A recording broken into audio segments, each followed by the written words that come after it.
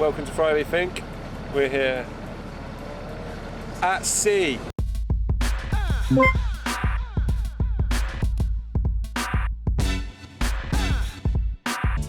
Tell us who you are and what you do, 10 seconds or less. Go. I'm trying to make it sound less boring than it is. I used to be an officer in the Navy, now an investment consultant and manager, and you want me to talk about the defence side of things today. No, old boy. Pirates, gear, that sort of thing. We still have pirates all over the world. People don't really think about that too much, but you need big scary warships to go and deal with it. I mean, the reality is the pirates come from really poor segments of their sort of society or their sort of communities, and they might as well have a go.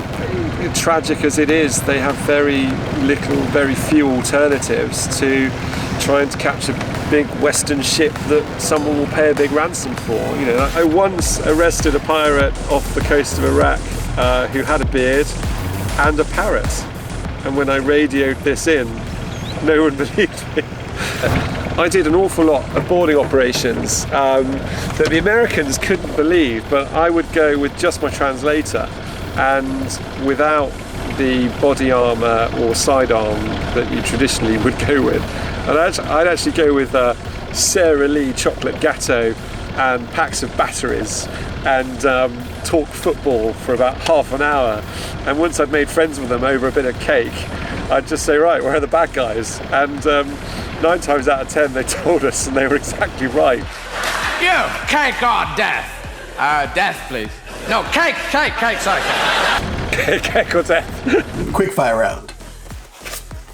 What is the scariest weapon employed against the Royal Navy today? Bad tea. No, I would say the Russians have developed a really nasty missile that doesn't even have a warhead. It just accelerates to anywhere between Mark 7 and Mark 9, and it's just a lump of metal that flies through your ship, and basically the pressure wave around that, because it's travelling so fast, pretty much cuts the ship in half. So, ouch. Number 2. What is the most interesting place you've been, and why were you there in the first place? I was lucky. I went all over the world, but I think the probably the coolest place was racing up and down the fjords in Norway in a blinking big frigate being attacked by the Norwegian Air Force to test our radars, and you're just surrounded by these majestic fjords, and it was wonderful and beautiful and great fun. But these jets were flying closer to the water than I was, stood on the forecastle watching it. Well, what's the most exciting thing you're investing in at the moment for tech, defence tech?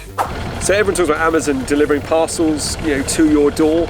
That's a capability that's very interesting in the military. So moving munitions forward to the Royal Marines from the ship using drones to deliver parts between a fleet of ships, perhaps. But then also some of these drones, with better cognitive capability that we're looking at with another company, can go and do the hard stuff and sort of put weapons in places where we need them without pushing expensive helicopters with crew on board all the way up threat. We can do that with a much cheaper drone and at much less risk to personnel. So that's the more interesting stuff we're probably looking at right now. Alrighty, rock and roll. We got it. Cool. Let's get the hell out of here. Got it.